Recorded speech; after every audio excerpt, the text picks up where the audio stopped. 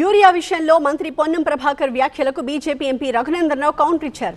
Urea గురించి BJP ఎంపీల ఇళ్ల ముందు ధర్నాలు చేస్తామనడం సిగ్గుచేటన్నారు. తెలంగాణకు కేంద్రం సరిపడా యూరియా ఇస్తోందని, దాన్ని పంపిణీ చేయడంలో కాంగ్రెస్ ప్రభుత్వం విఫలమవుతోందని ఆరోపించారు. మరోవైపు పార్టీ బలోపేతం, సంస్థాగత నిర్మాణం కోసమే బీజేపీ చీఫ్ నితిన్ నబీన్ తెలంగాణలో పర్యటించారని చెప్పారు. తెలంగాణలో అధికారంలోకి రావడమే బీజేపీ లక్ష్యమన్నారు రఘునందన్. తెలంగాణలో బీజేపీ బలోపేతంపై రఘునందన్ రావు ఇంకా ఏమన్నారు, మా సీనియర్ కరెస్పాండెంట్ విద్యాసాగర్ చెప్తారు. మనతో పాటు బీజేపీ పార్లమెంట్ సభ్యులు రఘునందన్ రావు గారు ఉన్నారు.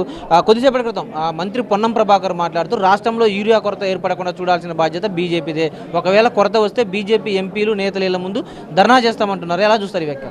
సో పొన్నం ప్రభాకర్ గారికి అధికారంలోకి వచ్చిన అనేటువంటి ఆలోచన ఇంకా రావట్లేనట్టుంది. బహుశా 10 ఏళ్ళ టీఆర్ఎస్ పాలనలో అయినా, దాదాపు ఇప్పుడు 36 నెలల కాంగ్రెస్ పాలనలో అయినా యూరియా ఇస్తుంది కేంద్ర ప్రభుత్వమే. చంద్రశేఖరరావు గారు ముఖ్యమంత్రిగా ఉన్నప్పుడు యూరియా ఇచ్చింది భారతీయ జనతా పార్టీ నరేంద్ర మోడీ గారి ప్రభుత్వమే. ఇప్పుడు యూరియా ఇస్తుంది కూడా భారతీయ జనతా పార్టీ నరేంద్ర మోడీ గారి ప్రభుత్వమే.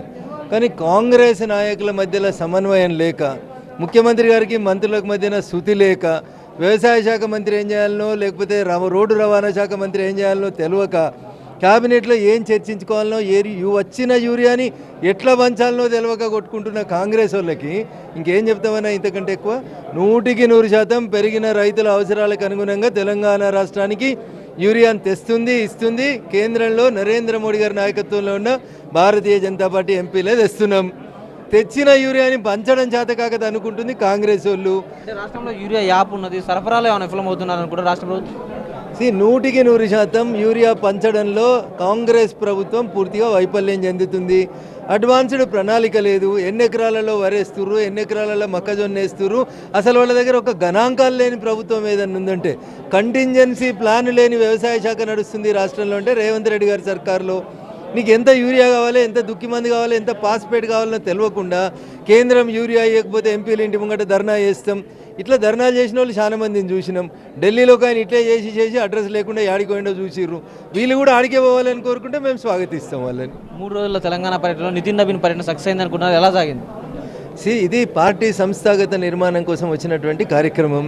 కార్యకర్తలలో ఉత్సాహం నింపడానికి, అన్ని వర్గాల ప్రజల్ని కలవడానికి, సబ్కా సాత్ సబ్కా వికాస్ అనేటువంటి నినాదంతో మేము పోతున్నాం. వాళ్ళలాగా కాంగ్రెస్ వాళ్ళని తిట్టుకోవడానికి మేము మీటింగ్లు పెట్టుకోలేము. మాకు మాట్లాడరాదా? మా అధ్యక్షుడు పరిగెడతాడు, 45 ఏళ్ళు ఉంటాడు. మీ అధ్యక్షుని కింద కూర్చుంటే పైకి లేవరాదు. నేను అంటానా? కానీ నేను అన్నా, నాకు సంస్కారం ఉంది కాబట్టి నేను అన్నా.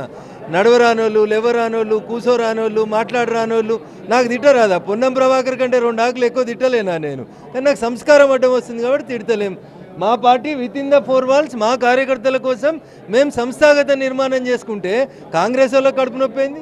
BJP high command next target తెలంగాణనే పెట్టుకుందా? అందులో భాగమైన ఈ పర్యటన కాశ్మీర్ నుంచి కన్యాకుమారి దాకా ప్రతి బూతు గెలవడం భారతీయ జనతా పార్టీ ప్రతి కార్యకర్త లక్ష్యం. దాంట్లో తెలంగాణ కూడా ఉంది, తెలంగాణ కూడా గెలుస్తాం. మేం కాదు ఈ మాట అంటుంది. బెంగాల్ గెలిచిన తర్వాత ఏ కషీర్కాడ 4 కూర్చున్నా ఈ దాప బీజేపీ కోటాయాలనేది జనం గుండె చప్పుడు. మనం చూడొచ్చు, రాష్ట్రంలో యూరియా సరఫరాకు సంబంధించి కేంద్రం ఇస్తున్నప్పటికీ కూడా సరఫరాలో రాష్ట్ర ప్రభుత్వం వైఫల్యం చెందుతుంది. అదేవిధంగా తెలంగాణలో గెలిపే లక్ష్యంగా పనిచేసేందుకు బీజేపీ జాతీయ అధ్యక్షుడు నితిన్ నబీన్ పర్యటన ఉపయోగపడుతుందంటూ కూడా బీజేపీ ఎంపీ రఘునందన్ రావు చెప్తున్నారు. కెమెరామెన్ శేషుతో విద్యాసాగర్, TV9 హైదరాబాద్.